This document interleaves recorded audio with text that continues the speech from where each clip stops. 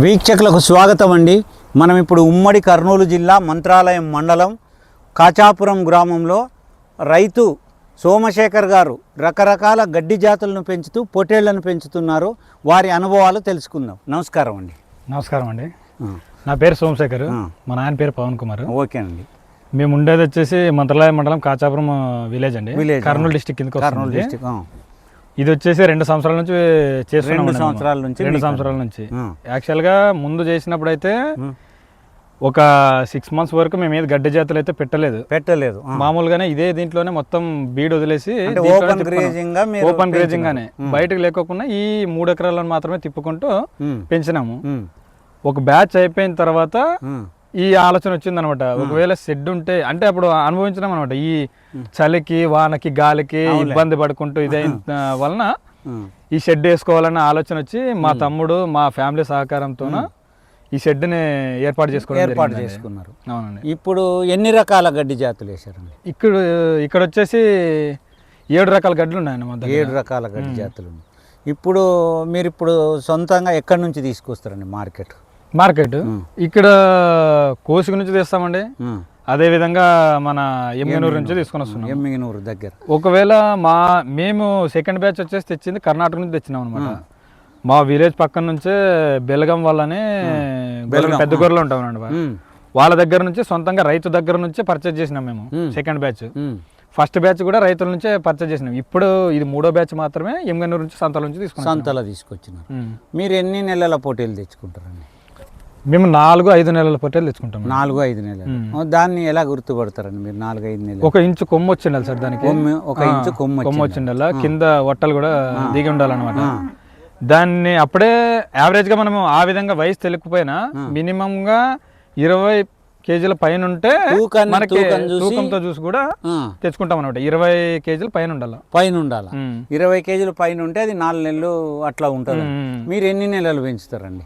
మేము 3-4 నెలలు పెంచుతాం అంతే. 3-4 నెలలు పెంచుతారు. 3-4 నెలలు. ఇప్పుడు మీరు అక్కడ ధర ఎంత పడతాయండి 3-4 నెలలు? మేము స్టార్టింగ్ లో తెచ్చినప్పుడు తెలియక చిన్నపిల్లలు తెచ్చినాం సార్. అంటే ఏ విధంగా అంటే మాకు తెలియదు అనమాట. 3 నెలల లోపలే 2.5-3 నెలల పిల్లల్ని తెచ్చినాము. అది పెరగడానికి చాలా టైం తీసుకుంది. 5 నెలల టైం తీసుకునేది. మాకు మంచి తూకం రావాలంటే 5 నెలలు టైం పట్టింది. ఎందుకంటే అక్కడ వయసు చిన్నది. మనం ఇక్కడ వచ్చిన తర్వాత తొందరగా పెరగదు. మనం వేసిన గడ్డిని కూడా తినట్లేదు అనమాట. సో అది పాలు తాగిన పిల్ల. మనం వేసిన దాన్ని తినడానికి కాక మనం వేసిన దానాన్ని మాత్రమే, అది కూడా ఒక వారం తర్వాత పడుతుంది.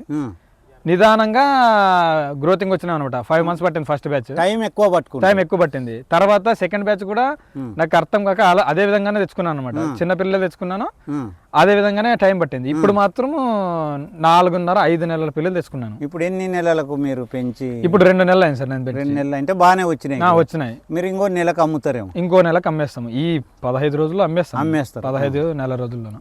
అంటే ఇప్పుడు మీకు దీంట్లో స్ఫూర్తి ఎవరండి? మీకు ఇప్పుడు దీంట్లో మీరు నది పక్కన ఉంది, రకరకాల పంటలు పండియచ్చు.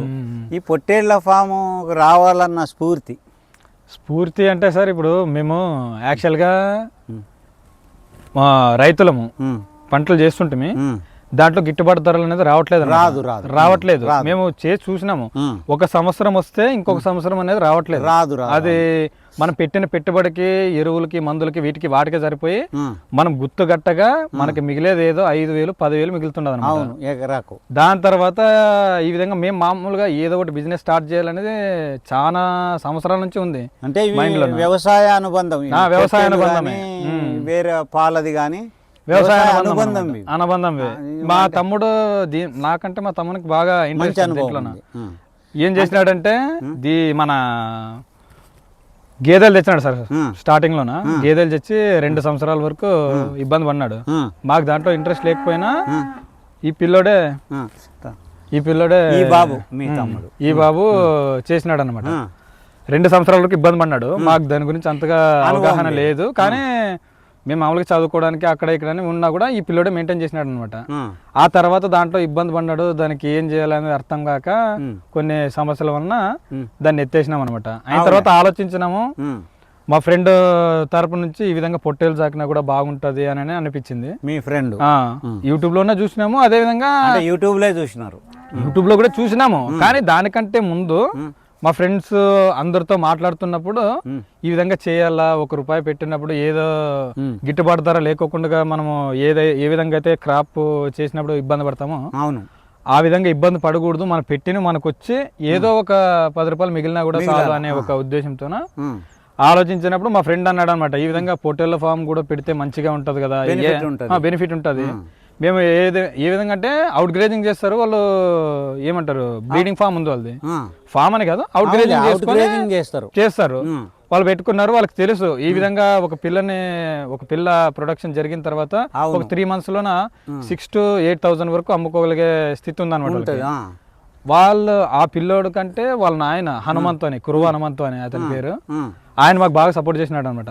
మీరు పెట్టినా ఏమి ఇబ్బంది లేదు, ఏదైనా సమస్యలు వచ్చినా దాంట్లో ఏమన్నా రోగాలు గీగాలు తెలుకోకున్నా కూడా నేను చెప్తానని ఆయన అన్నాడు. అదే విధంగా వాళ్ళు 3 అన్నదమ్ములు, హనుమంత్ అనే ఆయన, వాళ్ళ నాయన వెంకటేష్, సురేష్, జయశంకర్ అనే పిల్లోడే మాకు ఎక్కువ పరిచయం అనమాట.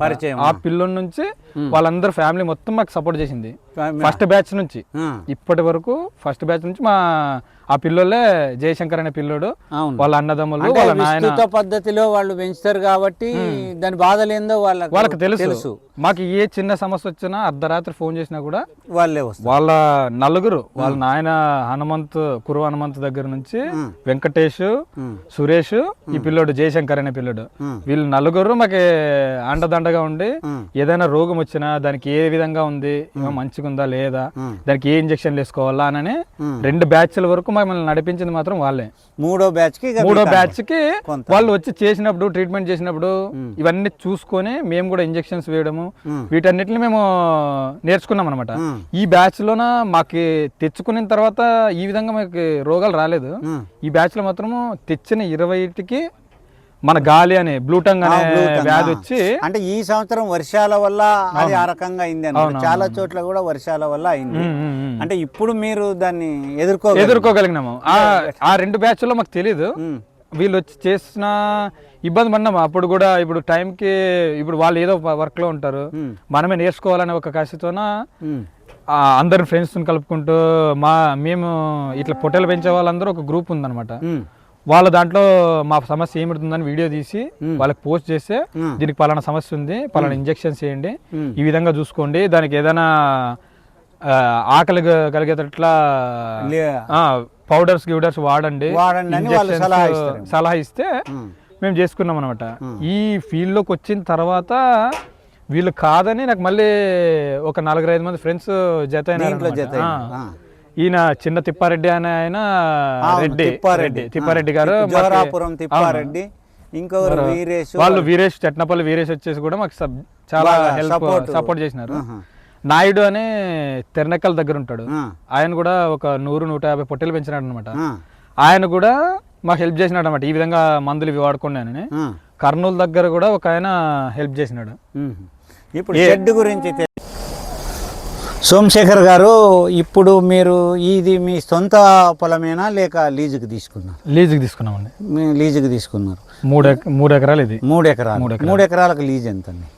లీజ్ వచ్చేసి పంట తీరుస్తామండి. ఒక పంటకి 60,000 ఇస్తాము. ఒక పంటకి 3 ఎకరాలకు 60,000. మరి ఈ షెడ్ మీరే సొంతంగా వేసుకున్నారు కదా, ఇదంతా పూడ్చినారు, అది దానికి ఎంత సైజు?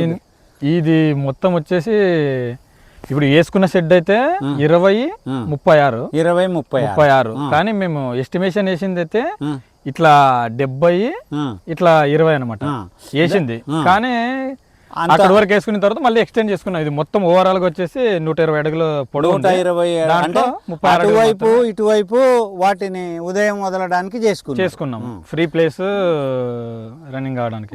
ఇప్పుడు మొత్తం ఇప్పుడు ఎన్ని తెచ్చినారండి? ఇప్పుడు ఈ బ్యాచ్ లో వచ్చేసి 20 ఉన్నాయి. 20 ఉన్నాయి. ఈ మన కొద్దిగా రోగాలు ఎక్కువైనా తెచ్చుకున్నాం. ఇప్పుడు నెక్స్ట్ ఈ వర్షాకాలం దాటిన తర్వాత కొంచెం ఎక్కువ తీసుకొని వస్తాం. ఇవి మీరు దానికి ఎందుకు కవర్ పెట్టినారు? మామూలుగా ఏదన్నా ఒక ఇది ఉంటది కదా దానికి. ఆ స్టాండ్కి వచ్చేసి అక్కడ లోపల ఉన్నాయి, ఇక్కడ వదిలినప్పుడు దాంట్లో గడ్డి వేయడానికి అంటే దాన్ని ఈజీగా క్లీన్ చేసుకోవడానికి దాన్ని చేసుకోవడానికి మామూలుగా కవర్ పెట్టినారు. కవర్ పెట్టినాము. ఇప్పుడు ఉదయం ఇందులో వదులుతారా?